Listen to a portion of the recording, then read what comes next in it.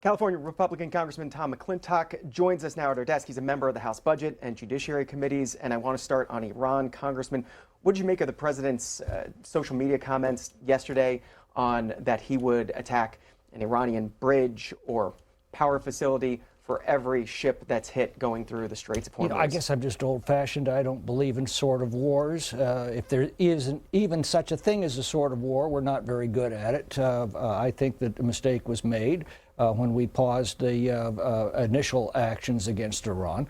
I think when you've got an enemy on the ropes, you keep punching him until he quits, and we didn't do that, so now we're dragging this out, and that's not doing anybody any good. So right now it's carrots, not sticks? No, in my view, we should have gone all in. The only way this is going to end is with the fall of this regime. You cannot negotiate with them. They are completely untrustworthy.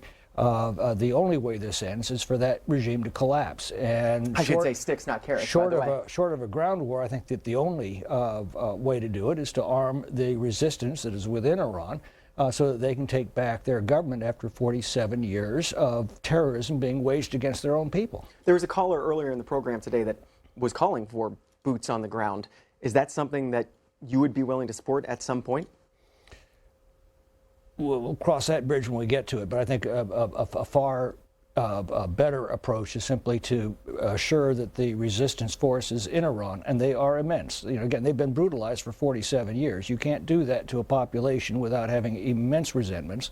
The NCRI, the National Council of Resistance in Iran, itself believes that they have about 20,000 individual resistance cells, but they need the arms to fight.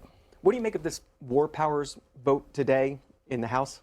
I think it undermines our country's position when we're actively engaged in hostilities. I don't think it's a good idea at all. I think it gives aid and comfort to an enemy that we're actively fighting. What about an additional $67 billion or so to fight this war? Well, we have to replenish our armaments, and that's part and parcel of that. You have to, once you've used your armaments, you got to get some more. So that's what this is about. To the budget reconciliation, can you just explain where we are on Reconciliation 3.0 after what happened yesterday in the House? Well, we've passed the budget resolution, which will allow for the reconciliation bill to move forward if the resolution is adopted by the Senate. All of that question now is for the Senate to decide. What else needs to be in the budget resolution? This is the filibuster-proof bill. Yeah, I mean, I am very critical of the way that the budget process has been used to chase after, shiny objects, or for that matter, exigencies. And this measure is an exigency. We have to replenish our armaments. We have to restore integrity to our elections when confidence is at an all-time low. So those are very, very important objectives. But reconciliation is being used because that's the only way to bypass the 60-vote cloture threshold in the Senate. That's not what reconciliation is for. Reconciliation is supposed to be used as part of the Budget Act of 1974 to bring mandatory spending in line with limits set in the budget resolution. The budget resolution is supposed to set overall limits on spending, both on the discretionary and the mandatory sides. The discretionary limits are enforced through the appropriations bills. The changes to mandatory spending are placed in the reconciliation bill. We haven't used that process the way it was designed in the 18 years I've been in Congress, but when we have used it in the past, we've actually balanced the budget. That's what it's there for. So should things like farm aid be taken out of this, or efforts to put more restrictions on voter registration and voter ID at the ballot box? Should that be stripped out of this? Farm aid was considered necessary in order to assure passage in the Senate. We'll see if that actually works. But reconciliation should not be done piecemeal. It's supposed to be a single comprehensive act to bring all levels of mandatory spending in line with the limits set in the budget resolution. Take me to what happens on September 30th if all of the 12 appropriations bills are not passed at that point. Well, it's very unlikely they will. Then you have the Hobson's choice of a continuing resolution that just kicks the can further down the road, but keeps the government operating, or you have a government shutdown. And neither's a good option. A continuing resolution would be better than another government shutdown. Why can't we get this process done in time? All 12 appropriations bills passed. It's been a problem for Democrats and Republicans for decades now. It's been a matter of political will. You know, there's a story of Newt Gingrich when he was Speaker. John Kasich, the budget chairman, comes into a leadership meeting, pounds his fist on the table and says, you show me where it's written in stone that we're supposed to balance the budget.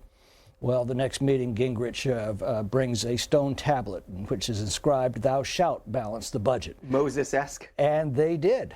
4 years in a row, a Republican Congress, along with a Democratic president, balanced our budget, using the Budget Act as it was intended. We need to get back to that, and that's going to require the insistence of leadership in both houses of applying the pressure on all of the committees to abide by. It requires some very tough decisions. I mean, but they're not going to get any easier.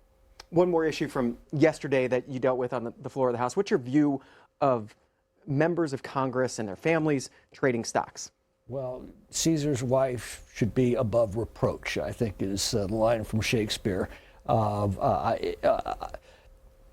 I think it's important for public confidence to know that members of Congress are not trading on information they come across in their official duties. So I support it.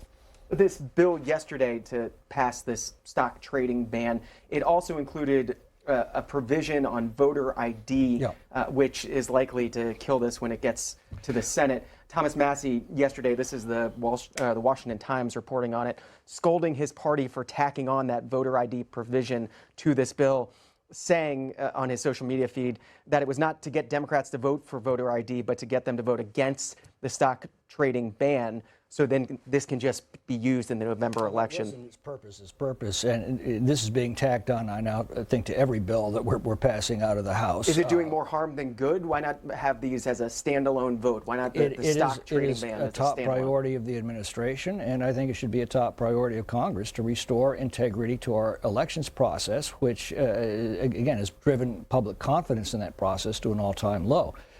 So it's an important priority, and it's not unusual for important priorities to be tacked onto other legislation. Is there anything it shouldn't be tacked onto in the very important votes to come in the next 2-3 months here? Well, I mean, that's a candy store question. There are lots of things I would like not to see tacked onto a bill, but that's one measure that I think should be tacked on. Tom McClintock with us, Republican from California, an expert on budget issues, where he's a senior member of the Budget Committee, also on the Judiciary Committee as well.